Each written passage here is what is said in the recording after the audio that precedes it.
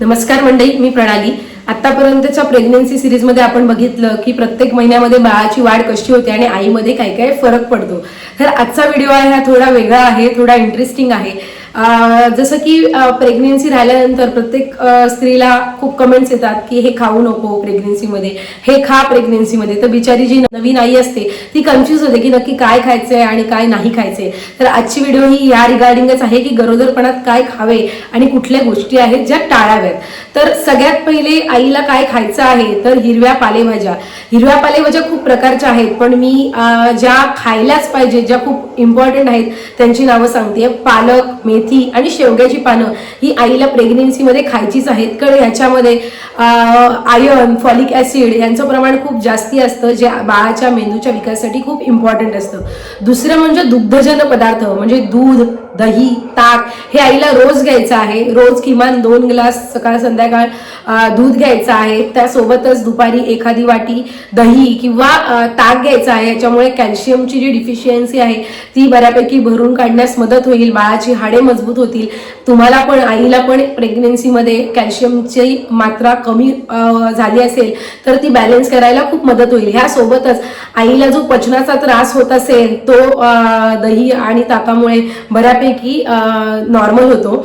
तर हे आईला रोज पूर्ण प्रेग्नेन्सीमध्ये घ्यायचं आहे.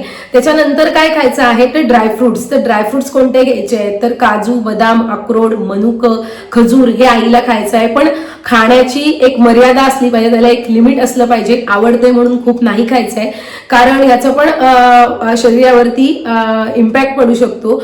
तर किती प्रमाण असेल की रोज खाल्ले पाहिजे तर 2 बदाम, 2 काजू, 4 मनुक, एखादं सुका अंजीर किंवा 2 खारीक किंवा खजूर आणि अक्रोड हे तुम्हाला रोज घ्यायचं आहे. पण हे तुम्ही सकाळी उठल्या रात्री भिजत टाकून जर सकाळी घेतलं तर त्याचा प्रभाव तुम्हाला जास्ती पडेल, कारण यामुळे तुमच्या ज्या उलट्या होणार असतील त्याचं प्रमाण कमी होईल. त्यासोबतच तुमची शरीराची ऊर्जा आहे ती नॉर्मल राहण्यास, नियंत्रित राहण्यास मदत होईल. यासोबतच बाळाच्या मेंदूच्या डेव्हलपमेंटसाठी हे ड्रायफ्रुट्स आहेत ते कॉन्ट्रीब्यूट करतील.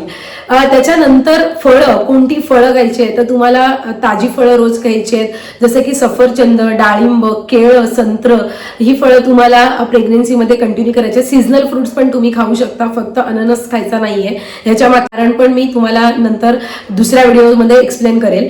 तर ही 4 जी फळं आहेत ती तुम्हाला घ्यायचीच आहे. त्याच्यामध्ये फायबरचं प्रमाण जास्ती आहे, विटॅमिन्सचं प्रमाण जास्ती आहे, अँटीऑक्सिडंट खूप जास्ती आहेत, जे बाळाच्या त्वचेच्या, डोळ्यांच्या किंवा आईची जी इम्युन सिस्टीम आहे, रोगप्रतिकार क्षमता आहे किंवा फायबरमुळे आईला जी बद्धकोष्ठता आहे ते बॅलन्स होण्यात, ते नियंत्रित राहण्यात मदत होईल. ह्याच्यानंतर कुठले पदार्थ आहेत जे तुम्हाला खायचे आहेत तर घरगुती पदार्थ.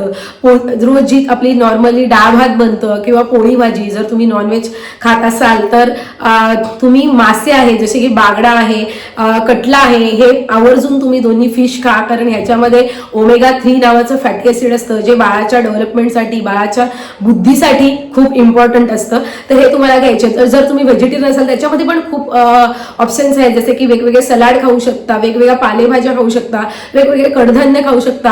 हे तुम्हाला रोज वेगवेगळे पदार्थ खायचे आहेत. पूर्ण नॉर्मल जेवण जे आहे ते तुम्हाला रोज घ्यायचं आहे, पण ह्याला पण एक तुमची लिमिट असली पाहिजे.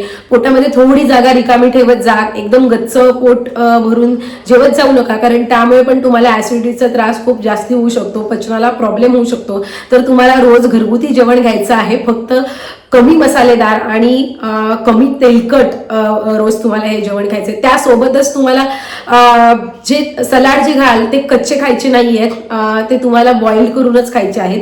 तर हे पूर्ण प्रेग्नेन्सीमध्ये आईला खायचे पदार्थ आहेत.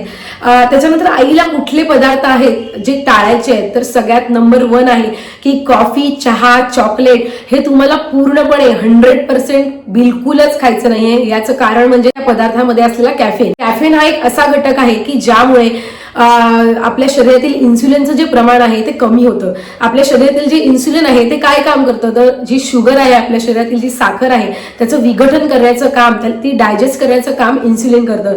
जर कॅफेन खाऊन हे इन्सुलिन आहे त्याची मात्रा कमी झाली तर आपल्या शरीरातील साखरेचं विघटन होत नाही, पचन होत नाही आणि त्यामुळे आपल्याला शुगर हायचा प्रॉब्लेम होऊ शकतो आणि त्याचा इफेक्ट आपल्या बाळावर होऊ शकतो. म्हणून कॅफेन पूर्णपणे अवॉइड करायचं आहे. त्याच्यानंतर म्हणाल तर जंक फूड म्हणजे काय, तर पिझ्झा, बर्गर, मॅगी किंवा अन्य फास्ट फूड जे काय म्हणाल तुम्ही, चायनीज वगैरे, तुम्हाला बिलकुल खायचं नाही. याची कारण म्हणजे त्याच्यातून बाळाला काहीच पोषक द्रव्य मिळत नाही, प्लस तुम्हाला पचनास खूप प्रॉब्लेम होतो. तरी तुम्हाला पूर्ण प्रेग्नन्सीमध्ये पूर्णपणे अवॉइड करायचं आहे.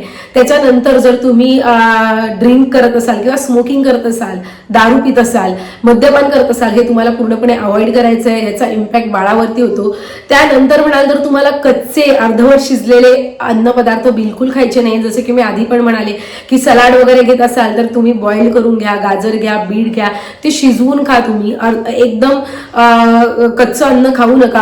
आपण म्हणतो हाफ फ्राय ऑमलेट काहींना आवडतो, तो तुम्हाला पूर्णपणे अवॉइड करायचा आहे. कारण ह्यामुळे शरीरामध्ये जंतू संसर्ग व्हायची, इन्फेक्शन व्हायचे चान्सेस जास्ती असतात. तर हे तुम्हाला पूर्णपणे अवॉइड करायचं आहे. यासोबतच तुम्हाला डॉक्टरांच्या सल्ल्याशिवाय कुठलेच टॅबलेट घ्यायच्या नाहीत. याचं कारण म्हणजे जर तुमची औषधं प्रेग्नेन्सी सेफ नसतील तर त्याचा डायरेक्टली परिणाम तुमच्या बाळावर होऊ शकतो. त्यामुळे तुम्हाला प्रेग्नेन्सीमध्ये काहीही प्रॉब्लेम, साधा ताप जरी आला तरी डॉक्टरांच्या सल्ल्याशिवाय तुम्हाला कुठलंही औषध, कुठलीही मेडिसिन घ्यायची नाही. ह्या पूर्ण काळजी, हे जे पूर्ण टिप्स आहेत ते तुम्हाला पूर्ण प्रेग्नेन्सीमध्ये पहिल्या महिन्यापासून डिलिव्हरी होईपर्यंत पाळायच्याच आहेत. ह्यानंतर तुम्ही काय काळजी घेऊ शकता स्वतःची, तर तुम्हाला जड वस्तू पूर्णपणे उचलायच्या बंद करायच्या आहेत, कारण त्याचा परिणाम आपल्या गर्भाशयावर होऊ शकतो. त्याच्यानंतर पुरेशी झोप घ्यायची, पुरेसा आराम करायचा आहे, हेल्दी खायचंय, हेल्दी राहायचंय, पॉझिटिव्ह राहायचंय. सगळ्यात पहिले कोणी काहीही म्हणू दे, मुलगा होणार, मुलगी होणार, तुम्ही आई आहात, तुम्हाला फक्त बाळाची काळजी घ्यायची आहे. तर तुमचं माइंडसेट तुम्हाला खूप पॉझिटिव्ह ठेवायचं आहे. तर हे सगळं आजच्या व्हिडिओमध्ये होतं. तर मला तुम्हाला एक सांगायला आवडेल की प्रेग्नेन्सी एक एवढी सुंदर जर्नी आहे ना, ती आपण खूप एन्जॉय करू शकतो. आपल्या स्त्रियांना ह्या पूर्ण प्रेग्नेन्सीमध्ये हार्मोनल चेंजेसमुळे म्हणा किंवा मानसिक बदलाव, शारीरिक बदलाव, भावनिक बदलाव, या सगळ्या बदलांमुळे स्त्रियांच्या शरीरात पूर्ण प्रेग्नेन्सीमध्ये वेगवेगळे चेंजेस होत असतात. तर आपल्याला या सगळ्यांना कन्सिडर करून आपल्याला एन्जॉय पण तेवढंच करायचं आहे. जर तुम्ही योग्य काळजी घेतलीत आणि या गोष्टींची पूर्णपणे माहिती घेतलीत तर ही प्रेग्नेन्सीची जर्नी आहे ती तुमची खूप छानपैकी तुम्ही सेलिब्रेट करू शकता, एन्जॉय करू शकता. आजची व्हिडिओ जर आवडली असेल तर नक्की लाईक करा आणि अशाच व्हिडिओ बघण्यासाठी सबस्क्राईब करा. थँक्यू.